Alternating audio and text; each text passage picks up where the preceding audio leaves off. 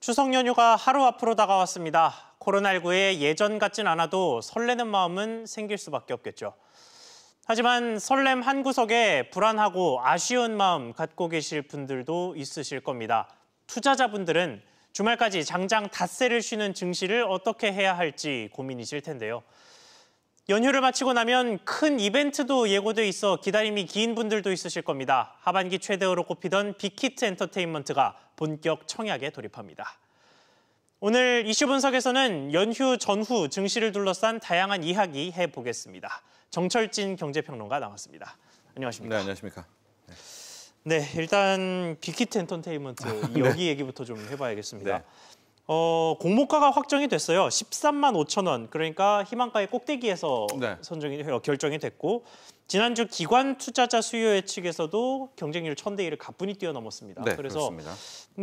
일단 장이 처음 열리면 주가가 꽤나 긍정적으로 흐를 것이다는 예측이 확실히 좀 되는 모습입니다. 네, 일단은 예측이죠. 네. 공모주 투자도 투자이기 때문에 100% 성공한다는 보장은 없지만 현재까지는 상당히 긍정적으로 흘러가고 있습니다.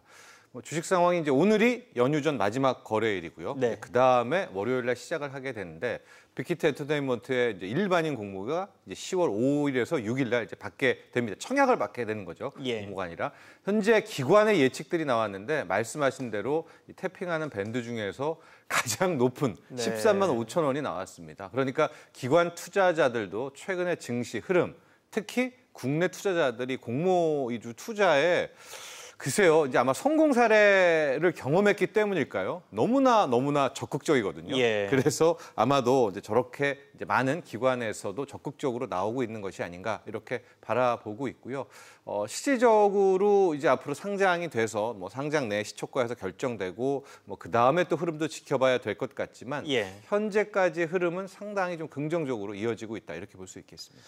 알겠습니다. 자, 그리고 이 개인 투자자분들의 기대감을 수치로도 좀 확인을 할 수가 있겠더라고요. 네. CMA 잔고가 굉장히 크게 늘었다고 합니다. 그렇습니다. 그래서 예. 여기에 이 빅히트 엔터테인먼트에 청약할 대기 자금이 껴있는 것 아니냐 이런 식의 추측들이 나오는데 동의를 하십니까? 어떻게 보십니까? 그렇게 상당히 정비례 관계가 있습니다. 우리가 단기 자금을 굴리는 게 은행권에 MMF가 있다면 이 증권사에서 CMA를 주로 활용을 하시죠. 근데 CMA 같은 경우에는 당연히 주식 투자 쪽과 연계되는 가능성이 높거든요.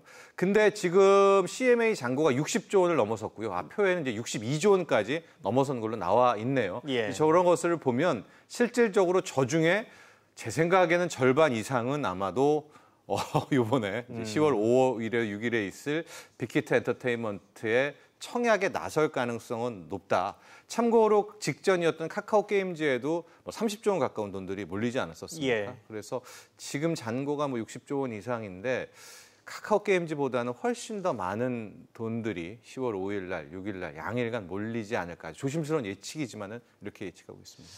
알겠습니다. 자, 그리고 하반기 공모로 기대를 모으는 것 하면 사실 또 카카오뱅크를 빼놓을 수가 없거든요. 이게 카카오에서 공시를 다소 예측된 바이기는 했지만 그래도 예상보다 조금 빨리 공시가 나오면서 이제 기대가 커졌는데 그러더니 카카오뱅크가 아니라 카카오페이가 먼저 상장을 할 거다라는 소식도 있습니다. 어떤 얘기입니까?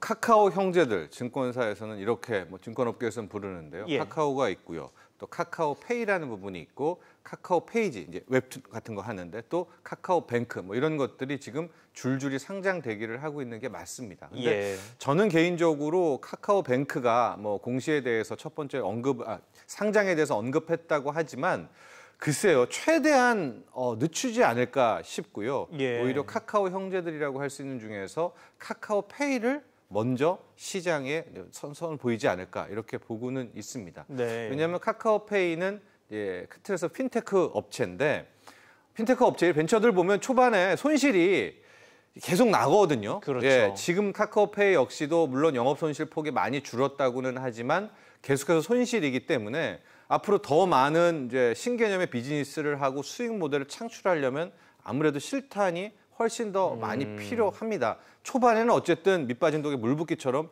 대거 자금이 수혈돼야 되거든요.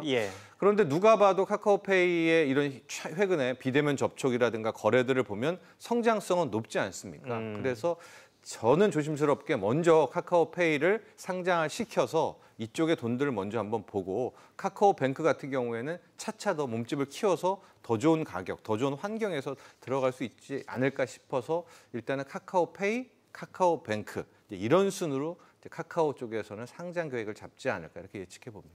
알겠습니다. 자, 그런데 요즘 이제 투자자분들이 공모주 투자에 관심이 많아졌다라고 말씀을 해주셨는데 네. 사실 돌이켜보면 SK바이오팜이 이렇게 상상상 난생 처음 들어보는 단어를 써야 될 정도로 네. 상한가를 여러 번 치기 전까지는 공모주 투자에 이렇게까지 관심들이 많지 않으셨거든요. 네. 그러다 보니까 이게 공모주에 그만큼 경험 없이 들어가는 분들도 많다라는 뜻이 되기도 하는데 맞습니다. 주의할 점이 있다면 어떤 게 있을까요? 그렇습니다. 제가 계속 앞서도 얘기했지만 공모주 투자도 투자입니다. 하고 우리가 마치 공모 받기만 하면 따상 혹은 따상상 이렇게 얘기를 하죠. 그때 그 따블이라는 게 뭐냐면요. 이제 최초에 우리가 공모가를 정해놓고 시초가를 정합니다. 이제 30분 남겨놓고 그때 그 시초가가 정해지는 폭이 90%에서 200%예요. 그러니까 과거에는 90%는 뭡니까? 공모가보다도 10% 떨어진 상황에서도 출발을 하는, 그러니까 마이너스 10% 손실을 보고도 출발할 수 있는 게 공모주 투자입니다. 근데 올해 이 증시 화랑에 바로 90에서 200%인 그 200% 더블로 바로 시초가가 매겨지고 그날 상한가를 치는 게 30% 이게 따상 아닙니까? 따상으로 끝나는 게 아니라 따상상 그 다음날 또 30% 상한가를 치면서 이게 마치 황금알을 낳는 거위처럼 느껴지기는 하지만 과거의 경험을 보면 공모주 투자가 100% 성공하는 것도 아니고요. 따상상상 같지만 그 어느 때 따라붙었을 때 다시 주가가 떨어질 가능성도 이거 주식이기 때문에 늘 상존한다. 이런 것도 기억하시면 될 것 같습니다. 그래서 이제 주의할 점 말씀하셨는데 저는 공모주 투자를 할 때는 일단은 첫 주에 승부를 내라라는 쪽이고요. 자기가 이제 배정을 받았으면 더 압축해서 첫째 만약에 따상이 나왔다 첫날 그럼 오히려 첫날에도 끊든가 그러니까 본인의 목표 수익률을 반드시 정해놓고 저는 오히려 단기에 승부하는 것도 이제 나쁘지 않다. 공모주 투자에 대해서 하고 중장기적으로 할 분들은 글쎄요 본인의 전략이기는 하지만 공모주 투자도 반드시 목표 수익률이라든가 손절 라인이라든가 이런 원칙을 정해놓고 들어가는 것이 훨씬 더 성공 확률이 높지 않을까 이렇게 말씀드리고 싶고요. 다시 한번 요즘에 너무나 이 공모주 투자에 올인하셔서 그런데 투자입니다. 이거 손실이 날 수 있다는 것을 꼭 말씀드리고 싶습니다. 알겠습니다. 공모주 이야기는 이 정도로 하고요. 요새 주식시장 이야기로 좀 넘어가 보겠습니다. 동학개미 운동 이런 말이 사실 몇 개월 동안 국내 증시에서 떠돌았는데 그만큼 개인 투자자들의 매수세가 거셌다는 뜻인데 제가 8월과 9월 코스피 기준의 개인 투자자 매수액을 집계를 해봤거든요. 8월에는 6조 원대를 훌쩍 넘어서 개인 투자자들이 매수를 했었는데 이게 9월 들어서는 어제까지 5조 원 초반에 그쳤습니다. 오늘 하루가 들어가더라도 개인 투자자들이 어마어마한 매수세를 보여주지 않는 이상 8월 기록을 아마 못 따라잡게 될 텐데 여전히 많은 매수세이기는 합니다만 좀 시장 개인 투자자들의 열기가 약간은 가라앉는 모양새가 아닌가 싶거든요. 이 부분은 어떻게 보십니까? 크게 두 가지인 것 같습니다. 말씀하신 대로 이제는 거의 이제 한도가 왔죠. 이것이 3월부터 길게 보면 연초 이후부터 개인들이 거의 30조, 35조 이상을 이제 사면서 따라붙었고 시장을 버텼고 시장을 올려준 부분이기도 한데요. 실질적으로 과연 국내에서 주식 투자를 개인들이 어느 정도까지 할 수 있을까? 일부 보고서에 보면은 80조도 가능하다, 100조도 가능하다 하는데 이건 이제 일단 한계를 둬야 된다라는 말씀을 드리고 싶고요. 그런 면에서 보면 개인들의 매수 탄력이 일단은 조금 주춤하고 있다는 것도 사실입니다. 두 번째는 실은 개인들이 최근에 서학개미라고 해서 이제 국내 증시는 여기까지라고 하면서 그렇게 이제 특히 미국 쪽으로 많이 나가고 있습니다. 이 미국에 나간 돈도 거의 10조 원 이상이거든요. 그렇기 때문에 해외로 나간 해외 주식 투자금도요. 그러니까 이런 쪽으로도 이 개인 투자자들이 좀 분산되고 있기 때문에 국내 주식의 이 매수세가 조금 주춤하는 것이 아닌가 이렇게 볼 수가 있는데요. 수급에 있어서 말씀드리고 싶은 거는 외국인 투자자가 너무 안 돌아옵니다. 여러 가지 이유가 있죠. 그게 공매도 금지 때문에 자기네들의 전략을 짜기가 힘들어서 그렇다는 이야기도 있고 아니면은 향후도 주식시장을 어둡게 보고 여러 가지 해석이 가능한데 팩트는 외국인들이 지금 들어오는 척하다가 빠지고요. 아예 안 들어오고요. 네. 그럼 뭘 사냐? 선물만 지금 어마어마하게 사놓고 매수 포지션을 쌓아놓고 있는데 저는 약간 걱정되는 것이 현물을 사지 않고 이렇게 선물만 산다는 것은 선물이라는 건 진짜 이 뭐 몇십만 계약을 쌓아놨더라도요. 매수 포지션으로 단 3, 4일 내에도 뭐 일주일 내에도 다 청산해서 바뀔 수가 있는 대목이거든요. 예. 수급적으로 이런 부분들은 우리가 늘 경계해야 되지 않을까.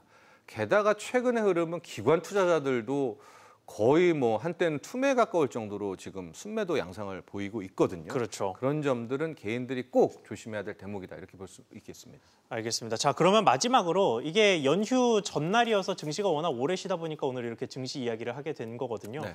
개인 투자자 입장에서 물론 투자자 개개인의 상황마다 뭐 많이 다르겠습니다만 네. 일단 5일이라는 장기 휴식을 눈앞에 둔 상황에서 오늘의 투자 전략은 어떤 식으로 짜는 게 좀 좋을지 팁 하나만 주신다면 어떤 게 있을까요? 저는 이제 오늘은 긍정적인 흐름을 보일 가능성이 일단은 높습니다. 예. 오늘 끝난 미장도 이제 상당히 반등을 했고요. 어제 오늘 이틀 반등을 했기 때문에 저는 이제 오늘까지는 괜찮지만 너무나 불확실성이 커지는 것이고 10월로 들어가면 이제 미국이 일단은 대선 장세입니다. 예. 11월 3일이 대통령 선거이고요. 그 마지막 남은 한 달 전 이제 TV 토론도 시작되고 있기 때문에 경제적 이슈 외에 정치적인 이슈가 주식시장을 지배할 가능성이 높거든요. 예. 가령 미국만 보더라도 트럼프 대통령은 어떻게 해서든지 주식시장이 안 빠지게 보호를 하겠죠. 왜냐하면 역대 재선에 성공한 대통령들을 보면 주가가 좋거나 경제가 괜찮았으면 거의 성공을 하고요. 예. 실패한 대통령이 4명밖에는 없는데 경제가 최악이거나 주식이 안 좋았었거든요.